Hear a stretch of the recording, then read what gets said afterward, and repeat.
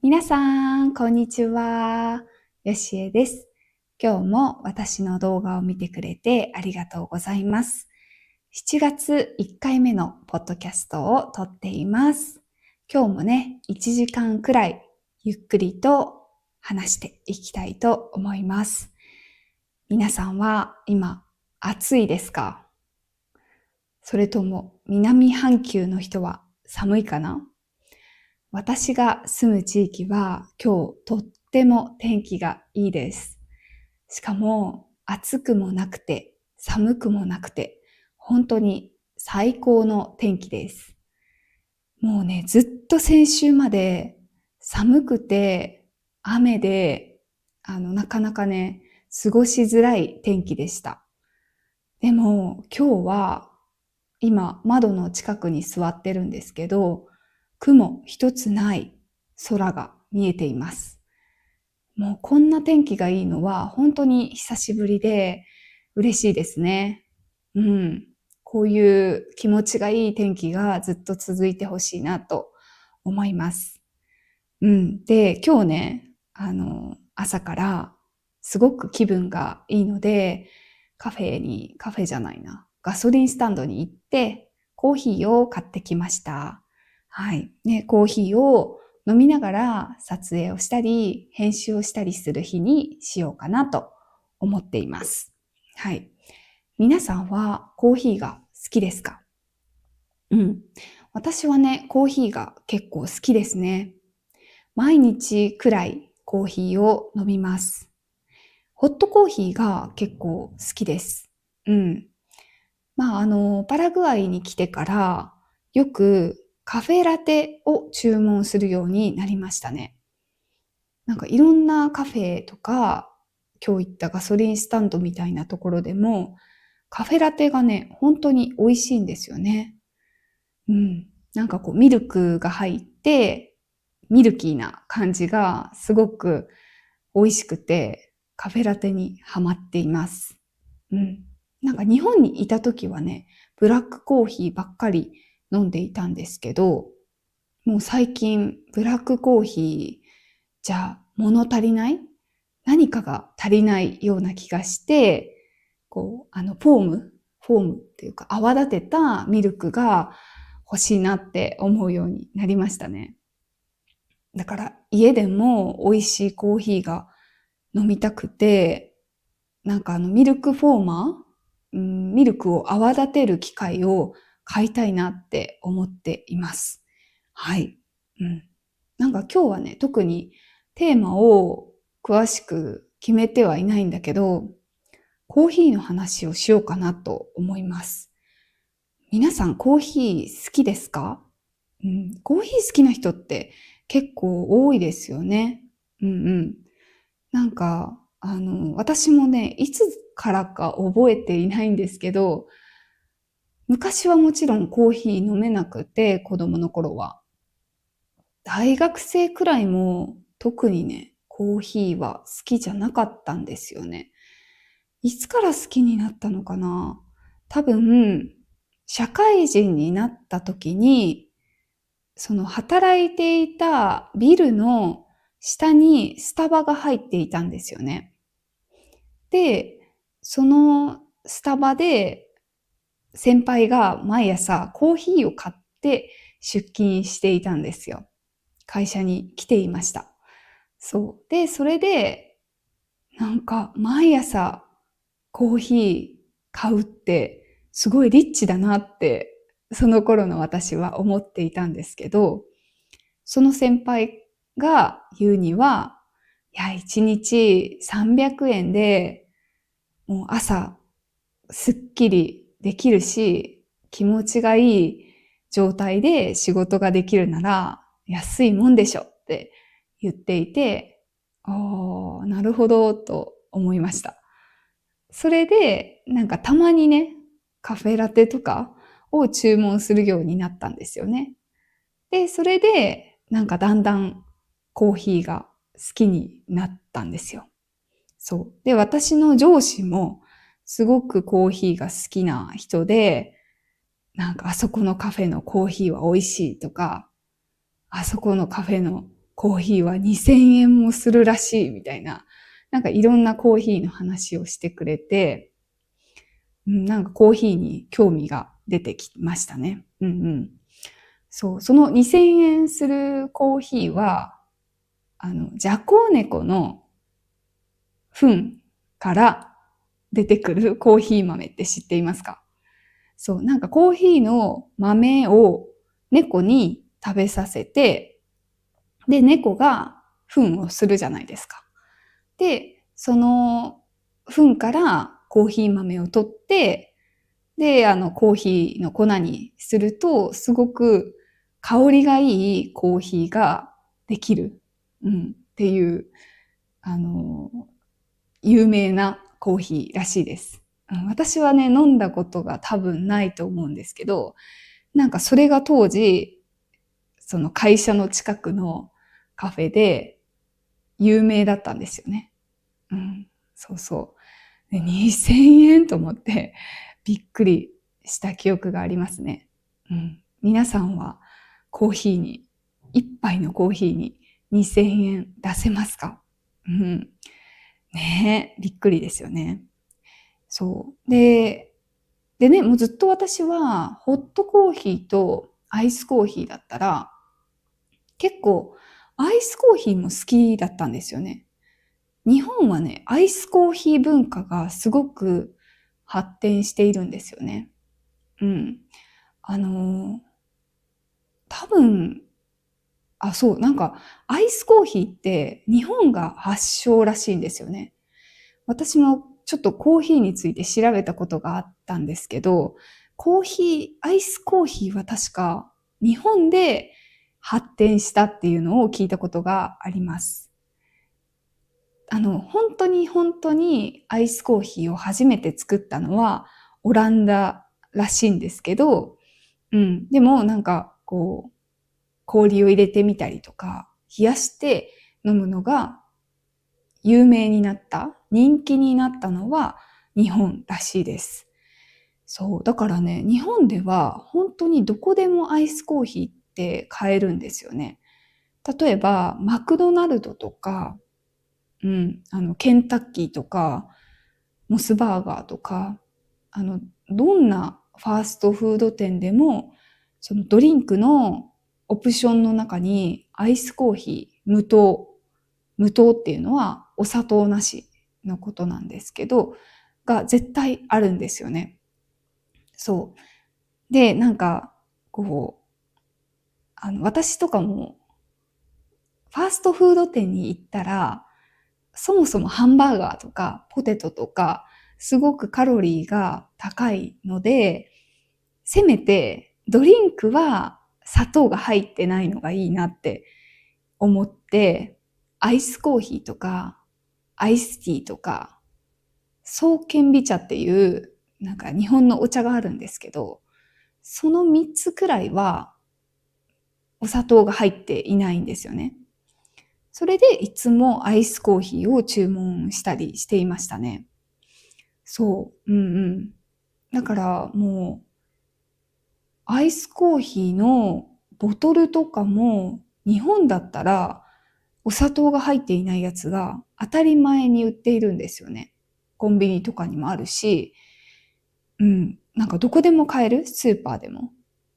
アマゾンとかで私は1.5リットルの無糖のペットボトルコーヒーを12本とか注文して、いつも家にストックしていましたね。それでなんかプロテインとか作ってました。アイスコーヒーでプロテイン作るとすごく美味しいですよ。まあそもそもプロテインって結構ミルクっぽい味が多いじゃないですか。なので、コーヒーと混ざるとすごく合う。美味しいです。でもね、そう、パラグアイに来て、アイスコーヒーの無糖アイスコーヒーの砂糖なしがないと思って、ペットボトルで。すごくそれはショックでしたね。みたいな。こんな暑い国なのに、アイスコーヒースーパーに売ってないんだと思って、結構悲しかったですね。でも、カフェとかに行ったら、ありますね。アイスコーヒーが、もちろんスタバとかにはあるじゃないですか。で、あと、結構そのアジア人が経営しているカフェとかに行くと、全然普通にアイスコーヒーがあります。でもどうなんだろう。皆さんの国で、スタバとかのチェーン店以外でアイスコーヒーってありますか？アジアだったら結構アイスコーヒーってもう普通にあるのかな？ある気がしますね。でもなんかヨーロッパに行った時とかは、なんか本当ホットコーヒーが基本ですよね。ホットコーヒーばっかりみんな飲んでるなっていうイメージがあります。皆さんはアイスコーヒーとホットコーヒーだったらどっちが好きですか？さっき話したように、私はずっとアイスコーヒー派だったんですよね。暑い時にさらっと飲めるのがいいなと思って。でもなんか最近になって本当にホットコーヒー美味しいなって思うようになりましたね。私ね、カフェでバイトしたことがあって、そこの、カフェは、コーヒーの豆をね、結構こだわるお店だったんですよ。コーヒーの豆をしっかりとした、なんかコーヒー豆が有名なお店から仕入れているカフェで、で、お客さんから注文が入ったら、その場でコーヒー豆をひくっていうのは豆を粉にすることです。そう。コーヒー豆をひいて、一杯ずつドリップってこうお湯を入れて、一杯ずつフィルターを通してコーヒーを作っているお店でした。そう、そのお店は、そのフィルターコーヒーが基本だったんですよね。エスプレッソとかのマシンはなかったですね。そうそう。そうだ。皆さん、そのアイスコーヒーの作り方って知ってますか？私もそのカフェで働く前までは、アイスコーヒーって、ただ、そのホットコーヒーを冷ましたものかと思ってたんですよね。そう、なんか冷蔵庫に入れて冷ましたものかなって思ってたんですけど、ちゃんとアイスコーヒー用に濃いめに作って、豆とか粉を多めにフィルターに入れて、濃いめに入れたコーヒーに氷を一気に入れて、ガーってかき混ぜるんですよ。で、そうすると、なんか、普通のホットコーヒーを冷ますよりも、風味っていう香りが落ちないらしいんですよね。で、そうやって私が働いていたカフェでは、アイスコーヒーを作っていました。なんかスタバにコールドブリューってあるじゃないですか。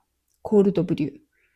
その、私が作ってた、氷で冷やすアイスコーヒーと、スタバのコールドブリューって作り方が違うんですよ。で、コールドブリューっていうのは、別名で、日本語で水出しコーヒーって言うんですけど、そのコーヒーの粉を水につけて、というか、水でゆっくり作ったもの。そう。だから、氷とかで冷やしてないんですよね。だからなんかスタバとかはなんか12時間くらいコールドブリューのコーヒーを作るのにかかるみたいですね。なんかだから、私そんなにコーヒーの味に詳しいわけじゃないんですけど、多分コーヒーが大好きな人は、コールドブリューのアイスコーヒーの味と、氷を入れて冷やすタイプのコーヒーの味と違いがわかるみたいですね。ねえ、コーヒーはすごく奥が深いですよね。皆さんはコーヒーの味とかわかるタイプですか？もう私はね、何でも結構美味しいなって思っちゃうタイプなんですけど、最近このパラグアイでカフェラテにすごくハマっていて、やっぱこのクリーミーな感じがすごく好きなんですよね。だから自分でミルクを泡立てる機械が欲しいなって思っていますね。そしたら多分インスタントのコーヒーとかでもなんか美味しく飲めるんじゃないかなって。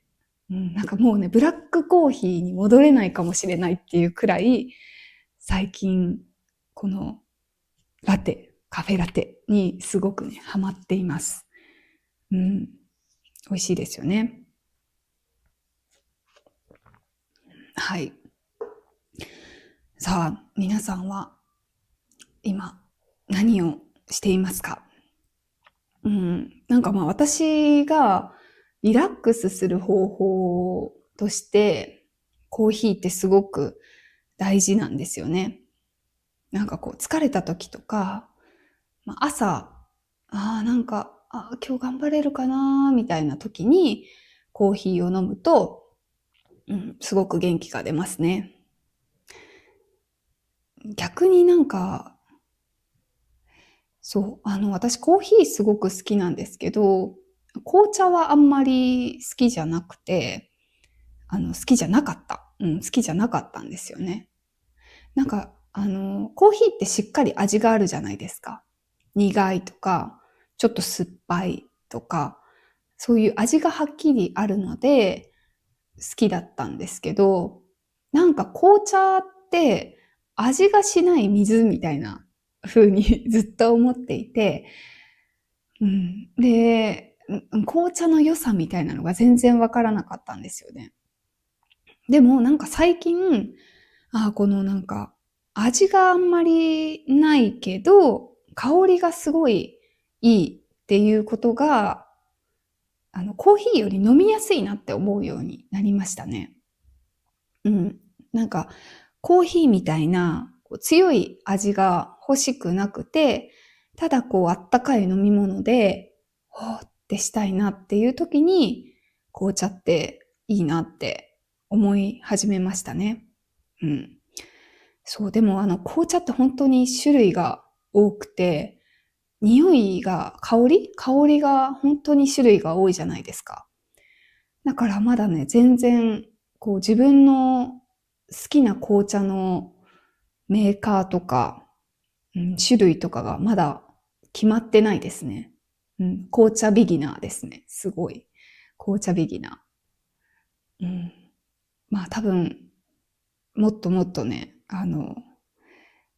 日本だったらいろんな紅茶の専門店とか、たくさんあるので、そういう紅茶探しの旅紅茶探しをするのが楽しいかなと思いますね。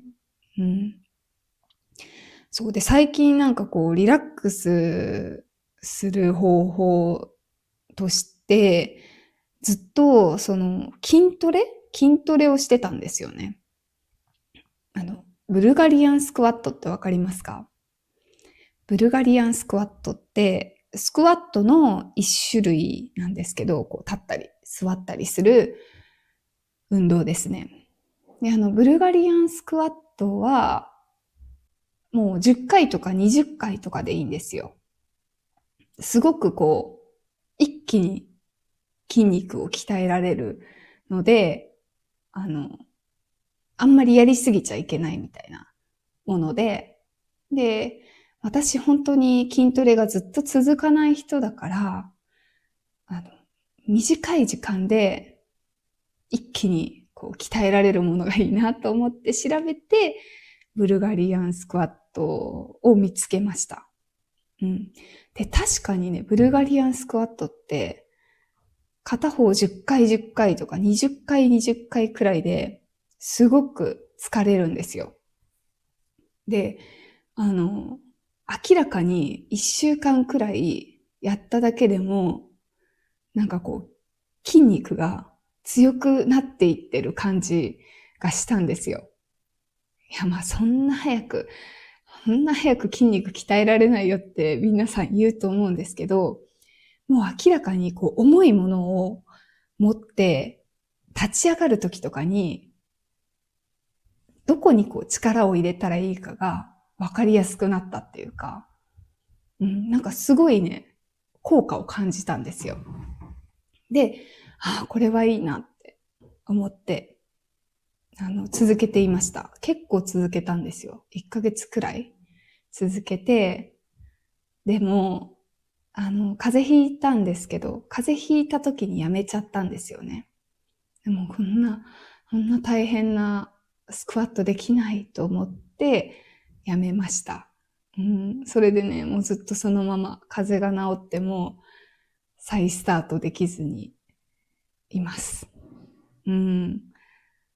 そう、やっぱりなんか1日5分とか10分くらいの筋トレでも、すごくなんていうかこう、リラックスというか、まあ自分のこう、ストレス発散になっていて、いいなって思ってた習慣だったので、もう一回ね、やりたいんですよね。でもなんか、次はパーソナルトレーニングにちょっと興味がありますね。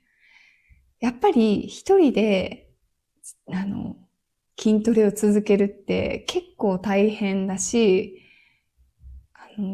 たまにね、筋肉を痛めてしまうことがあるんですよね。うん。そのブルガリアンスクワットをやった時も、1日目めちゃくちゃ足が痛くなって、もうこれ本当に大変っていうくらい足が痛くなったんですよね。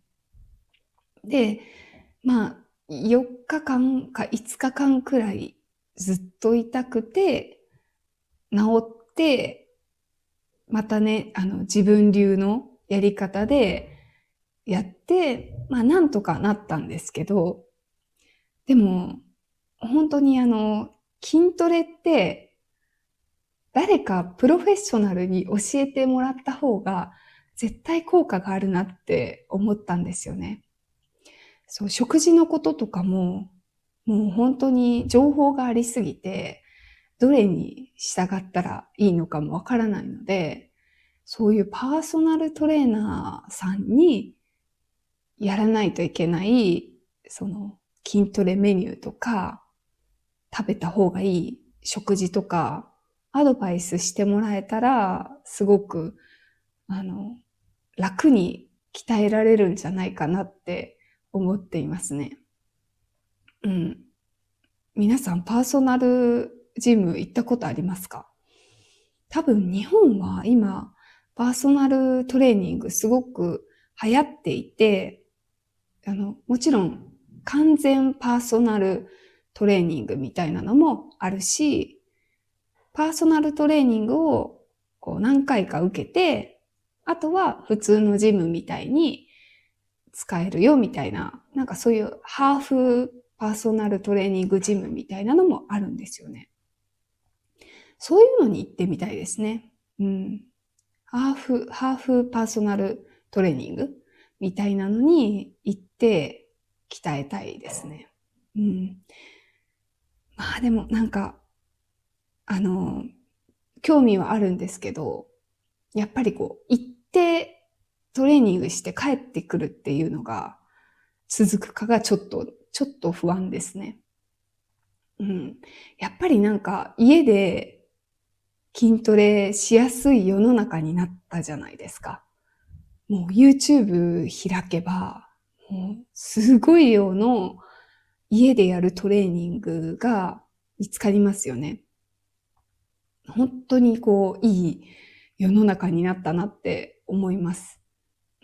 なんか、多分コロナの時くらいから、そういう家でやるトレーニングの動画ってどんどん増えたと思っていて、うん、あの、なかなか自分一人じゃどうやってやったらいいかわからない人のために、いろんな YouTuber さんがわかりやすく筋トレを教えてくれたりとか、毎日一緒にやろうみたいな励ましてくれる動画とかね、たくさんありますよね。そういうのもいいな。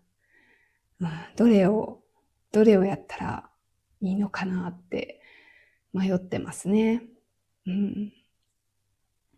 ね、なんか、ヨガをやっていた時もあるんですよ。日本で。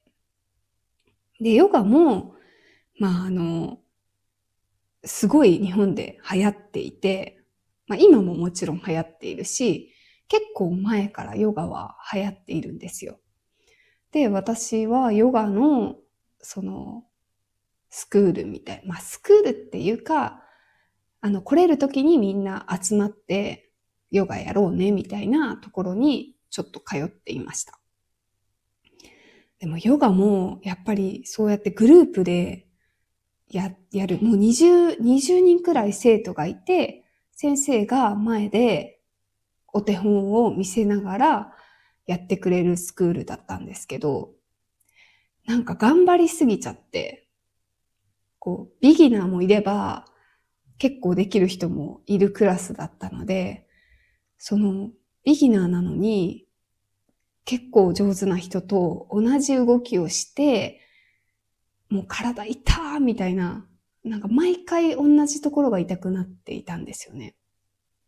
で、これはいけないなと思って、やめちゃいましたね。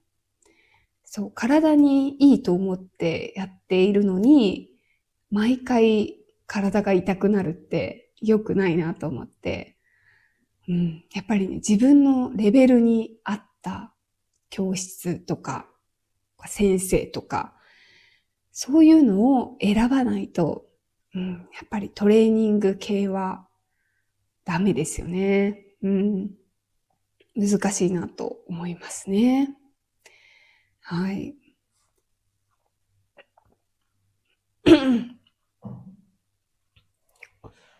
そう、なんかYouTube でいろいろ学べるようになったっていう話で言うと、なんか料理とかも、YouTube ですごく勉強できるようになりましたよね。なんか昔は本だったと思うんですよね。みんな、料理本とかを見て料理するっていう時代だったと思うんですけど、もう最近は動画ですよね。なんか動画を見て、で、全部どういう順番で調味料を入れて、どれくらい火にかけて焼いて、みたいなのを全部紹介してくれるじゃないですか。だから、なんか、料理が下手な人でも、ある程度上手に料理が作れるようになった時代じゃないかなと思いますね。筋トレと同じくらい、なんか、改革が起きた。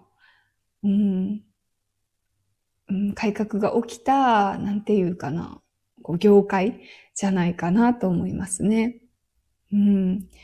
そう、私も基本的に料理を作るときは動画を見ながら作っていますね。そうすると、大きな失敗はしないですね。なんか多少思っていた味と違ったなみたいなことはありますけど、大体美味しくできるから、本当にすごいいいなって思っていますね。はい。じゃあちょっとコーヒーを飲みます。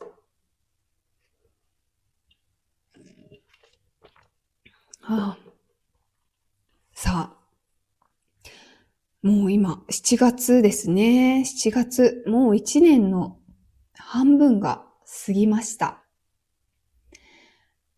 半分か。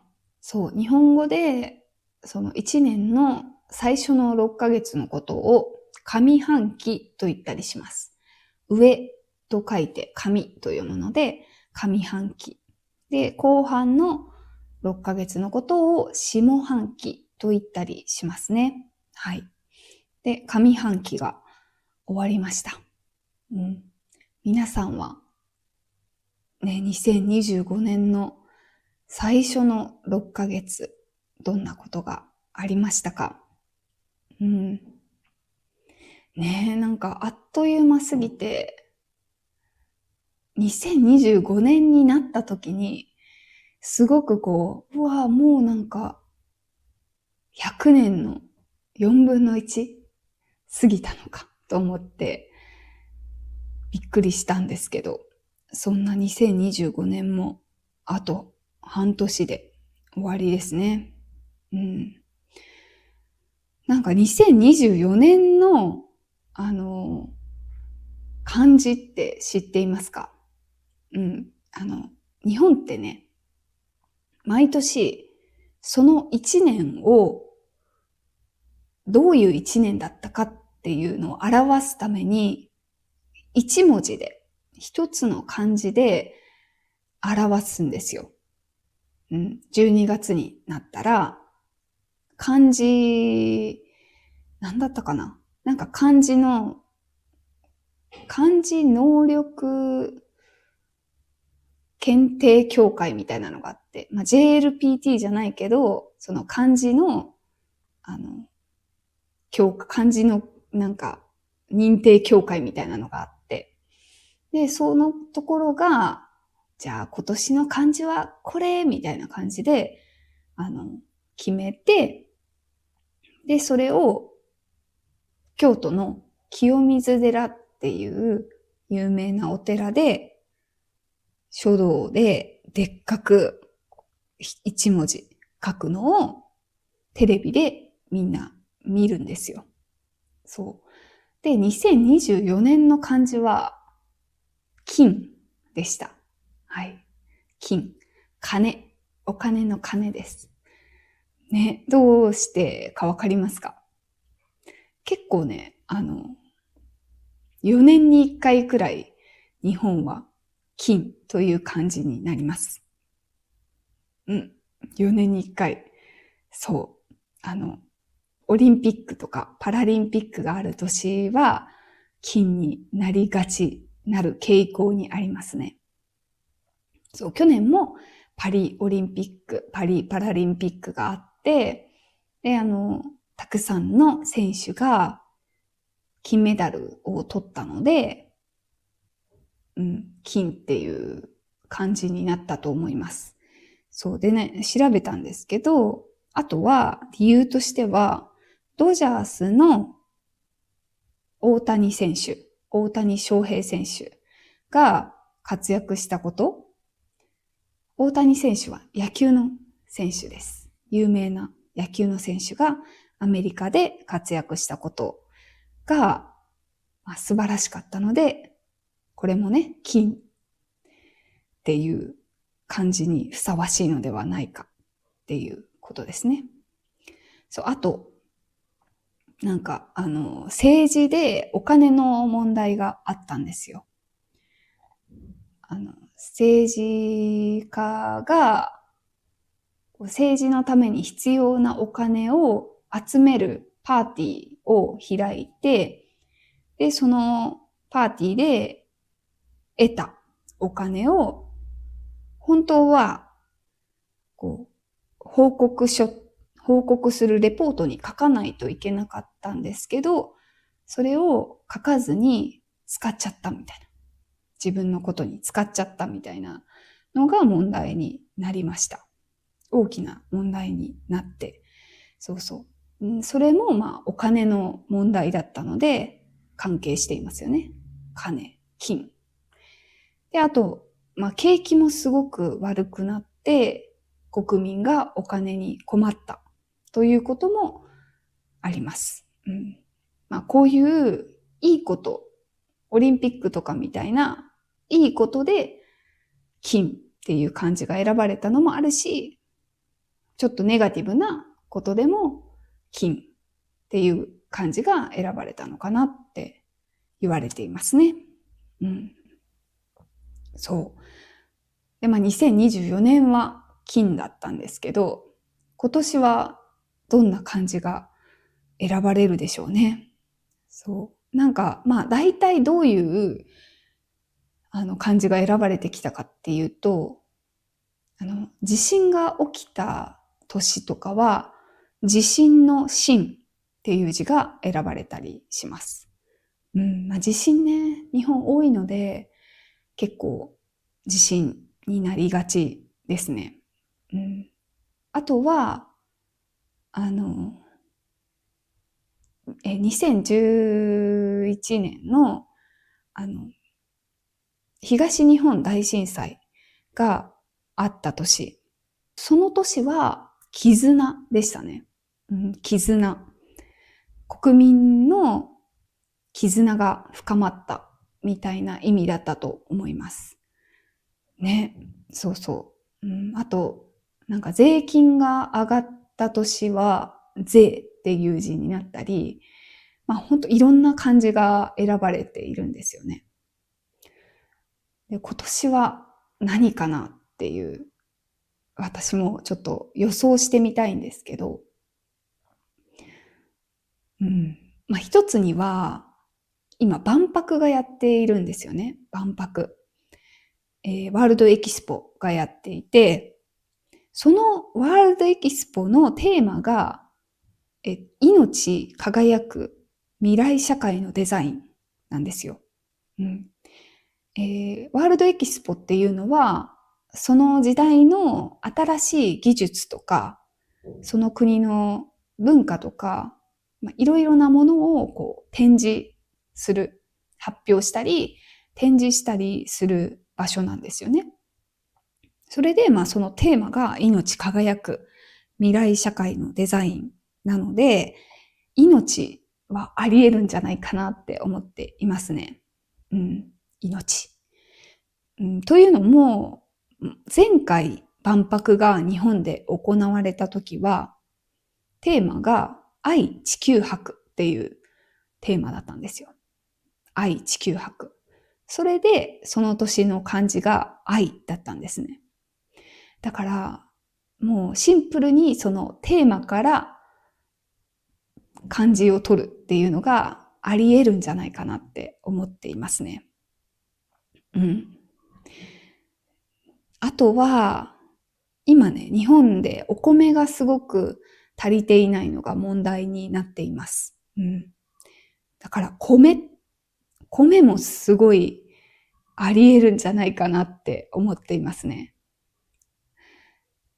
米って、別の読み方をすると、ベイって読むんですけど、米国っていうのがアメリカのことなんですよね。日本で、海外の名前を言うときに漢字で表すときがあって、米国はアメリカ。で、英語の A って書いて、英国だったらイギリスとか、そういういろいろその各国によって漢字で表す時があるんですけど、米って書いてアメリカ。で、アメリカは今、トランプ政権がいろいろ、政策をしていて、それがすごく日本にも影響があるので、米、ね、私、米もすごいあり得るんじゃないかなって思っていますね。米か命か、どっちだろう。で、あと、今、この動画を撮っている、ちょうどこの今の時期に、日本のね、鹿児島の方の南の方の島で地震がすっごい起きてるんですよね。で、もう900回くらい揺れているらしくて、しかも結構強い地震が。で、地震から逃げないとっていうことで、その小さい島から船でみんな逃げているんですよね。で、これがもっと大きな地震にならないようにみんな祈っているんですけど、そう、万が一大きな地震が起きてしまったら、そのね、その地震関係の感じになるかもしれないですね。本当に。でももう地震は嫌ですね。地震は起きてほしくないと思います。で、今この動画を撮っているのが7月4日なんですよ。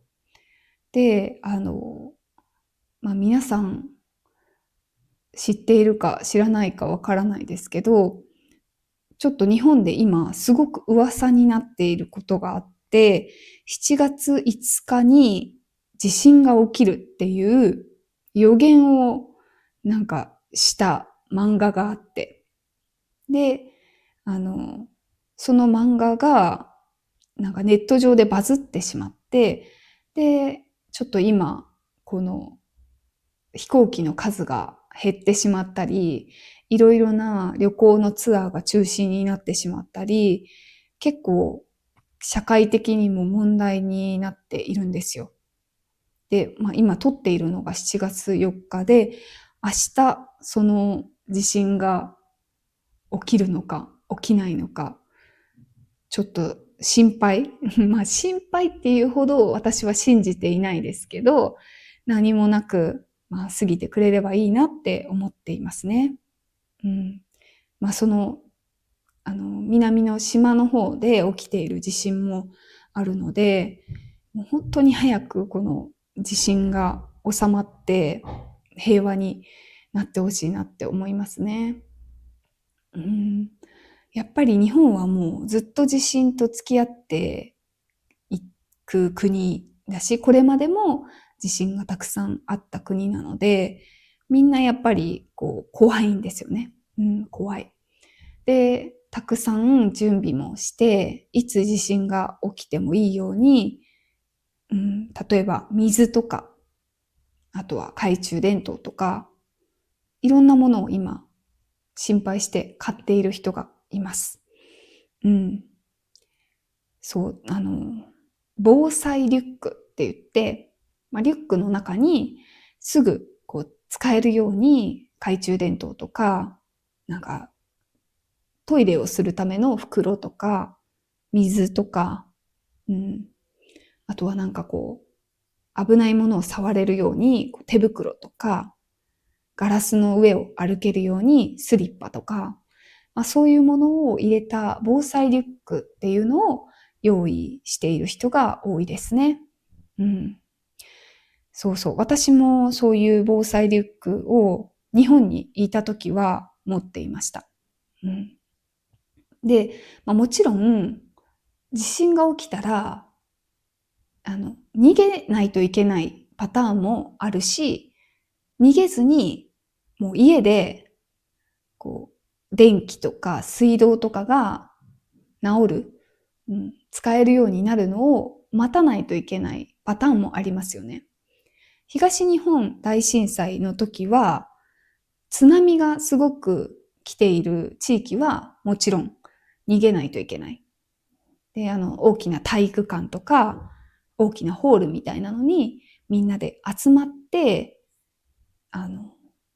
地震が収まって元の生活に戻れるまでそこにステイしないといけない人もいたし、東京とかでそこまでその津波とかが来ない地域の人は家で、過ごすんですけど、そういう過ごすときに、あると便利なものとかね、その人によって必要なものって違ってくるんですよね。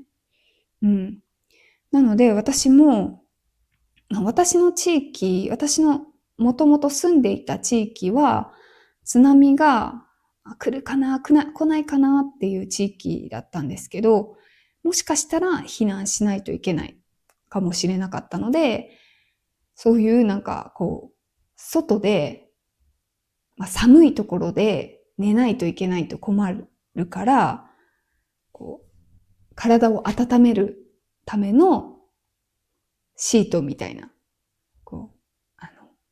体を温めてくれるシートを入れたりとか、してましたね。で、もちろん家で、火がなくても料理できるものとかも必要だなと思ったので、缶詰のパンとか、なんかそういうものも買ったりしていました。うん。そうそう。本当に、地震がある国は、なんかいつ起こるかわからないものに対して不安にならないといけないので、本当に大変なんですよね。もう来月起こりますとか、3ヶ月後に起こりますって予想できたら、もっとね、なんか準備もやり方があると思うんですけど、30年以内に起こるとか、いつ起こるかわかりませんみたいな、結構、曖昧なんで難しいですね。今のところ、具体的に地震を予測することは、今の科学技術では難しいみたいなんですよね。そう。本当に何事もなく7月が過ぎていってほしいなって思ってますね。はい。日本にいる皆さんもぜひ気をつけてください。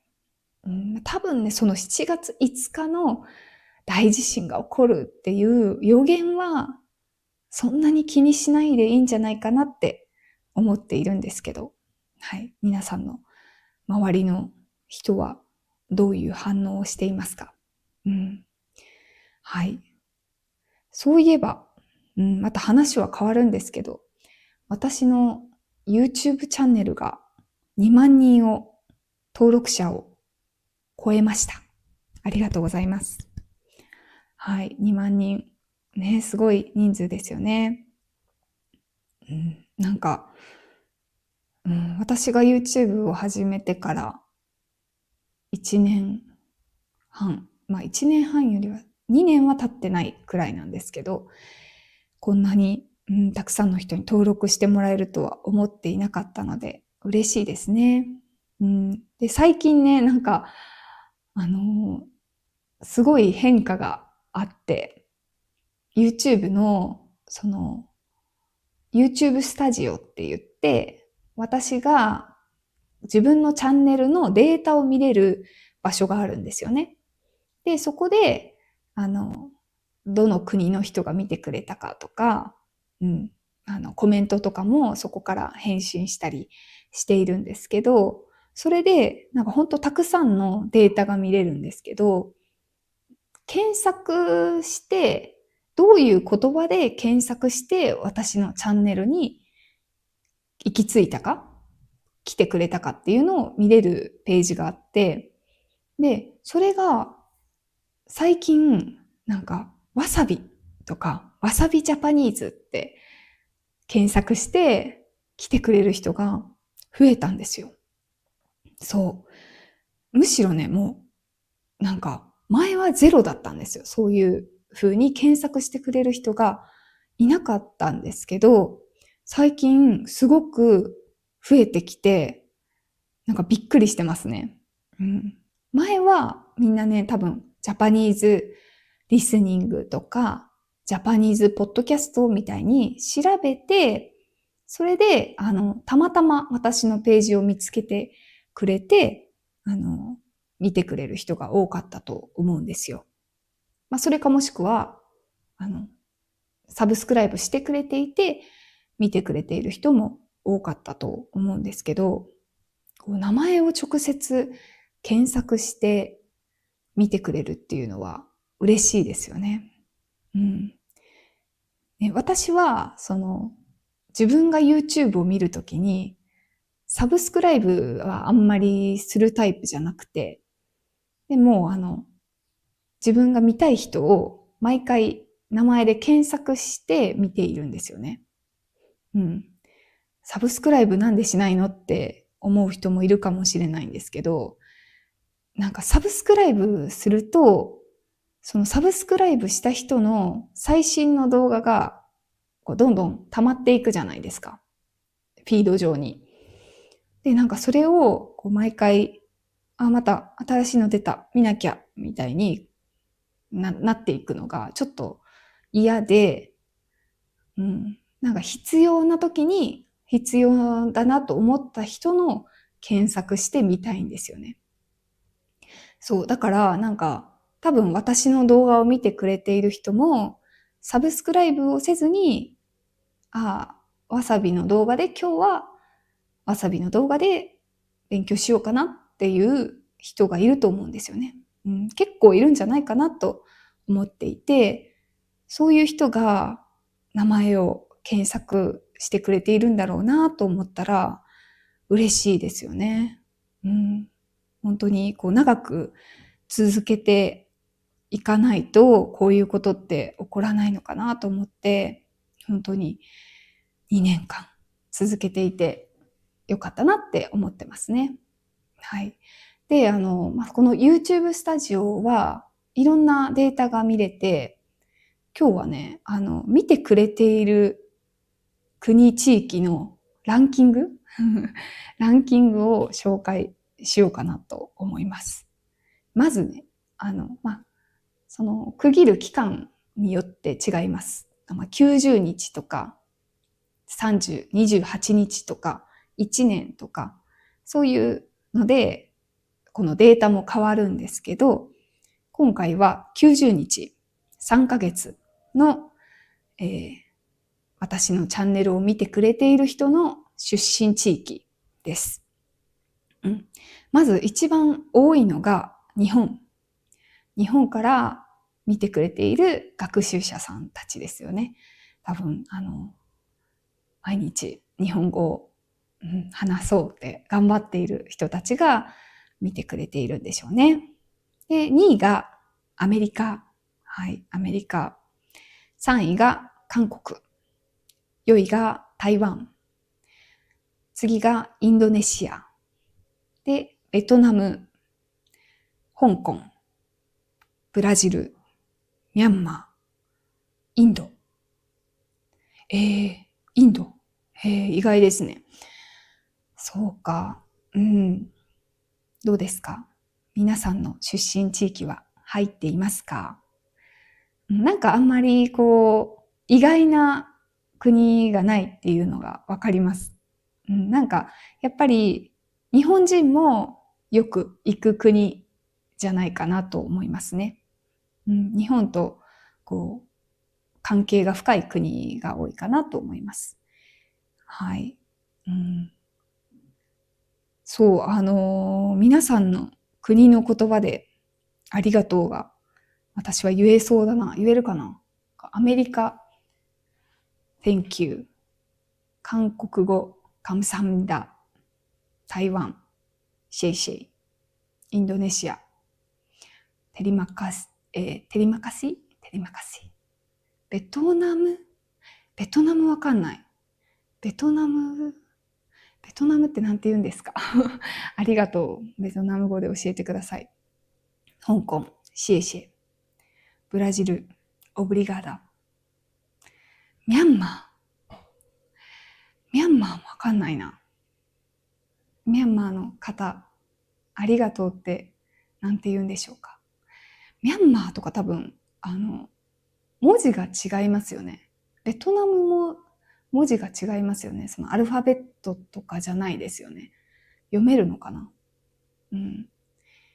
あと、インドのありがとうって私わかる気がする。インドにね、行ったことあって、ダンニャワールですかね。なんか発音がね、難しいですよね。インドのヒンドゥー語わからない。発音が難しいですね。この国の中だったら結構行ったことありますね。アメリカ、韓国、台湾、インドネシア。ベトナムはないんですよ。香港、ブラジル。ミャンマーも行ったことないですね。インドはあります。結構私は世界中いろいろ旅行したことがあるんですけど、ベトナムとミャンマーはね、またいつか行きたいなと思います。はい。なんかこの国の中でね、記憶にすごく残っているのは、インドですね。インド。やっぱり、もうね、行ったのがすごい前で、10年くらい、10年とかじゃない、もっと前ですね。十何年も前にインドに行って、その時のインドは、今よりも多分もっと発展していなくて、なんかこう、バスも決まったところとかから出なくて、手を挙げてバスに乗らないといけなかったり、あとバスの形をしていない救急車って書いてある、アンビュランスって書いてある車を止めて、それをタクシー代わりにして、バス代わりにして乗ったりとか、本当になんかこう日本で生活していたら起こらないような体験ができましたね。インドの観光地で象に乗ったんですよね。友達と一緒に象に乗って、で、少しお散歩するっていう体験をしたんですよ。で、その時に写真を撮ってくれるおじさんがいて、で、私たち撮ってくださいってお願いしてないけど、勝手に撮って、で、それを売ってくれる買ってくださいっていうおじさんがいたんですよ。で、そのおじさんが売ってくれる写真が1枚50円とか、本当に日本円で考えたらめちゃくちゃ安いんですけど、もうインドって当時の物価がめちゃくちゃ安かったので、なんか50円でも高い気がして、なんかね、物価の感覚がもうおかしくなってたんですよね。で、それで50円なのに、なんか30円にしてとか、すごい値切っていたのを覚えてますね。なんかおじさんに今考えたら悪いことしたなって思うんですけど、その時は本当にみんな、なんかこう、お金が欲しくて高く言ってるんじゃないかなって思っていたので、なんか、もっと安くして、もっと安くしてって、すごい言っていた記憶がありますね。インドは本当に日本と全然違って、何も一緒じゃないっていう感じが本当に楽しかったですね。その友達とまたいつか絶対インドには戻ろうねみたいな話をしていて、なかなか10年以上経ってますけど、その旅行は実現できていなくて、またね、いつか行きたいなと思っています。でもなんか急いで行かないと、やっぱりどの国もすごく近代化していっていますよね。なんかいろんなものが綺麗になって、で、文化的にもちょっと他の国と似たような感じになってきちゃったり、するんじゃないかなと思って、早く行かないとって思ってますね。なんか日本とかもどんどんやっぱり新しい建物が増えて、昔の汚い商店街とか、昔ながらの街並みみたいなのが消えていってしまっていると思うんですよね。だから、しょうがないことなのかもしれないけど、やっぱりいろんな国の伝統文化みたいなのを見ようと思ったら、なんか、早く行かなきゃってちょっと焦ってしまいますね。はい。じゃあ、1時間くらい喋ったかな？じゃあ今日は本当にいろんな話をしました。コーヒーの話とかね。はい。今年の漢字は何かとかいろんな話をしました。また次の動画も見てほしいなと思います。今日のトランスクリプトはペイトリオンでまた作るので、ぜひペイトリオンも見てみてください。それではまた次の動画でお会いしましょう。バイバーイ。